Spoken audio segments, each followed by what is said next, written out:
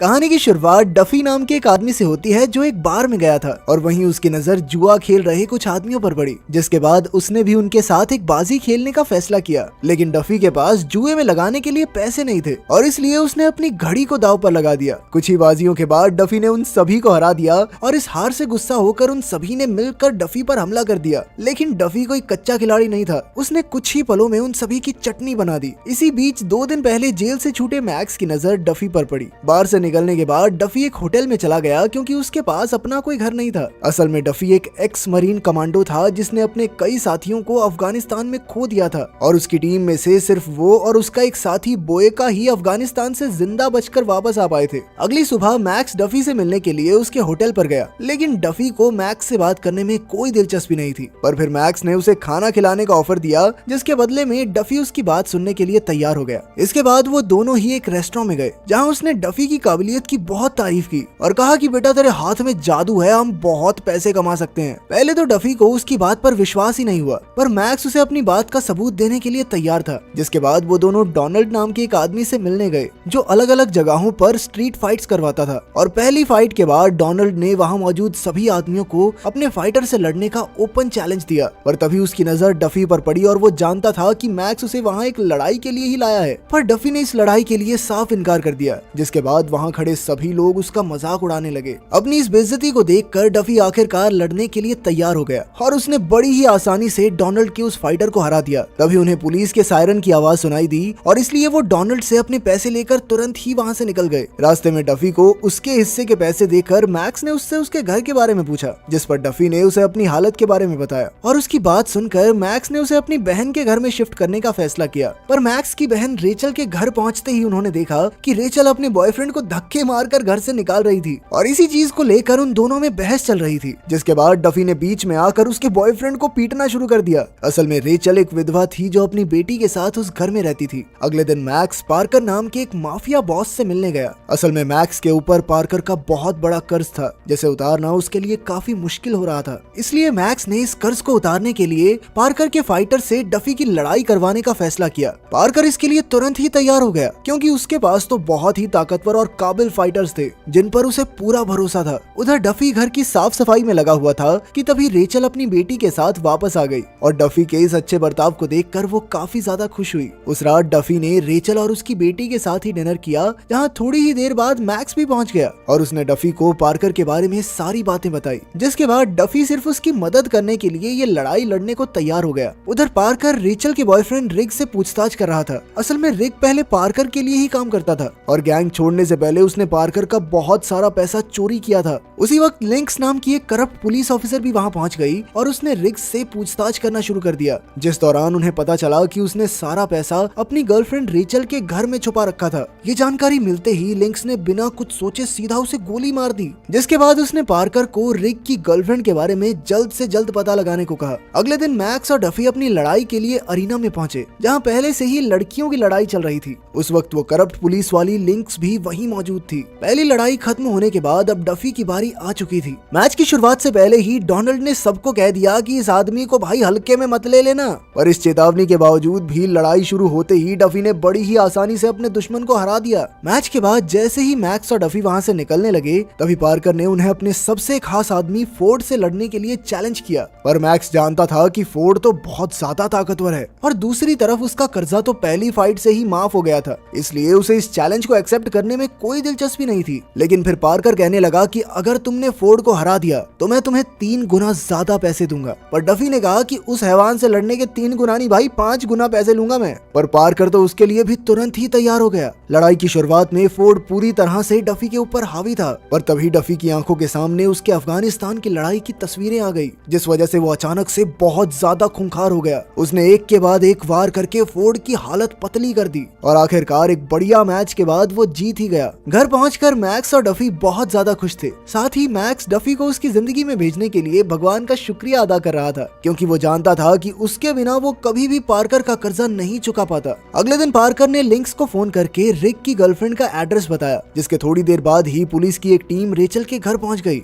पहले तो पुलिस ने उससे रिक के बारे में पूछा, जिस पर रेचल ने उन्हें बताया कि उन दोनों का रिश्ता तो काफी पहले ही टूट चुका है, पर फिर भी पुलिस ने उसके पूरे घर की तलाशी लेना शुरू कर दिया। असल में तो वो रिक के चुराए हुए पैसों की तलाश कर रहे थे, पर पूरे घर की अच्छे से तलाशी लेने के बाद भी उन्हें वहाँ कोई पैसे नहीं मिले। जिसके बाद लिंक्स ने रेचल को धमकाते हुए 1 हफ्ते में सारे पैसे वापस करने को कहा, और ऐसा ना करने पर उसने रेचल और उसकी बेटी को जान से मारने की धमकी दी। उसी शाम घर पहुंचने पर मैक्स और डफी को पुलिस की इस रेड के बारे में पता चला, पर रेचल का कहना था कि उसके पास इन पैसों के बारे में कोई भी जानकारी नहीं है। उसकी बात सुनते ही मैक्स समझ गया कि ये पुलिस वाले पार्कर के लिए ही काम कर रहे हैं, और इसीलिए वो रेचल और उसकी बेटी को घर पर छोड़कर डफी के साथ सीधा पार्कर से मिलने चला गया। लेकिन पार्कर का कहना था कि भाई ये पैसे तो मुझसे भी ज्यादा खतरनाक लोगों के हैं, अगर वो पैसे नहीं मिले ना तो भाई मुझे भी कोई नहीं बचा पाएगा, तुम्हारी तो बात ही कोई नहीं है। और रिक ने मरने से पहले यही कहा है कि उसने सारे पैसे रेचल के घर पे छुपाए हैं, और अब वो पुलिस वाले बिना पैसे लिए रेचल और उसकी बेटी को छोड़ने वाले नहीं हैं।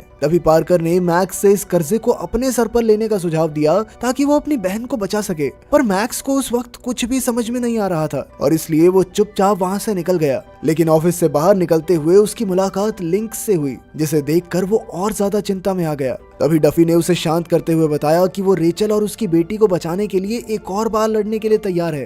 थोड़ी देर बाद डफी घर के बाहर अकेला बैठा था, तभी रेचल उसके करीब आई और उसने डफी से इतना ज्यादा कम सोने की वजह पूछी, जिस पर डफी ने उसे बताया कि जब भी वो सोता है तो उसे अफगानिस्तान में युद्ध के भयानक गंदे सपने आते हैं, और उसे अक्सर अपने मरे हुए साथियों का चेहरा ही दिखाई देता है। उधर मैक्स डोनाल्ड के साथ मिलकर डफी के लिए एक बड़ी फाइट प्लान कर रहा था, ताकि उससे मिलने वाले पैसों की मदद से वो पार्कर का सारा कर्जा चुकाकर अपनी बहन को बचा सके। उसकी परेशानी को सुनकर डोनाल्ड इस काम के लिए तैयार हो गया, पर इसके बदले में उसे 30% का हिस्सा चाहिए था। अगले दिन डोनाल्ड ने पार्कर को जाकर मैक्स के ऑफर के बारे में बताया, और साथ ही अपनी बात को मनवाने के लिए डोनाल्ड ने पार्कर की थोड़ी ईगो छेड़ दी। उसने कहा कि अगर तुम अपनी पिछली हार का बदला नहीं लोगे तो लोग तुम्हें डरपोक कहेंगे, बताओ डरपोक हो तुम। जिसके बाद पार्कर ने तुरंत ताव में आकर कहा कि प्रधान तुम लड़ाई करवाओ, मैं अपने आप ले आऊंगा फाइटर। उसी शाम एक फाइट का आयोजन किया गया, जहां सभी अमीर लोग पैसे लगाने के लिए पहुंच गए। उस समय लिंक्स और पार्कर भी वहीं पर मौजूद थे।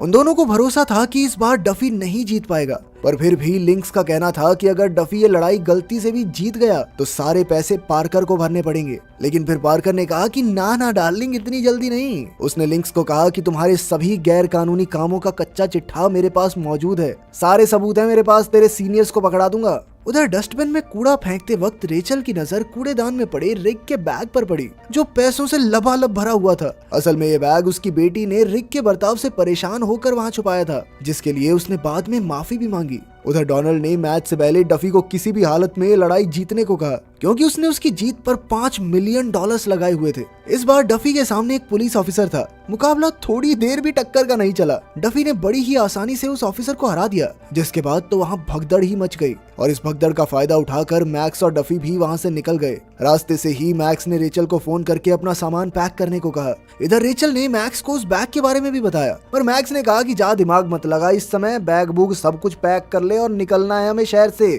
थोड़ी देर बाद जब वो रेचल को लेने घर पहुंचे, तभी पुलिस की एक गाड़ी ने उन पर हमला कर दिया, जिसमें एक गोली सीधा जाकर रेचल की बेटी को लगी। जिसके बाद मैक्स ने एम्बुलेंस बुलाकर उसे तुरंत ही हॉस्पिटल भेज दिया। एम्बुलेंस के जाने के बाद मैक्स ने इस सारी परेशानी को खत्म करने का फैसला किया। उधर डोनाल्ड लड़ाई के सारे पैसे लेकर फरार होने ही वाला था कि तभी लिंक्स के एक आदमी ने उसे गोली मारकर सारे पैसे छीन लिए। थोड़ी देर बाद डफी और मैक्स डफी के दोस्त बोयका से मिले, और उसे सारी बात बताने के बाद डफी ने उससे हथियारों का जुगाड़ करने को कहा, पर बोयका ने कहा कि जुगाड़ कहाँ से करना है, सारे हथियार तो गाड़ी में पड़े हैं। वो भी उनके साथ इस लड़ाई में आना चाहता था, जिसके लिए डफी ने साफ इनकार कर दिया। लेकिन डफी ने अफगानिस्तान में कई दफा उसकी जान बचाई थी, और इसीलिए उसने कहा कि भाई चाहे कुछ भी हो जाए, मैं तेरे साथ चलूंगा तो चलूंगा। इसके बाद वो तीनों सीधा पार्कर के ऑफिस पहुंच गए, जहां पार्कर ने उन्हें बताया कि लिंक्स और उसके साथी भी उस पर हमला करने के लिए यहीं आने वाले हैं। और उसके इतना कहते ही लिंक्स और उसके आदमियों ने उन पर ताबड़तोड़ हमला कर दिया। लड़ाई के बीच लिंक्स ने पार्कर को गोली मार दी, जिसके बाद उसने मैक्स को कैदी बनाकर डफी से हथियार छोड़ने को कहा,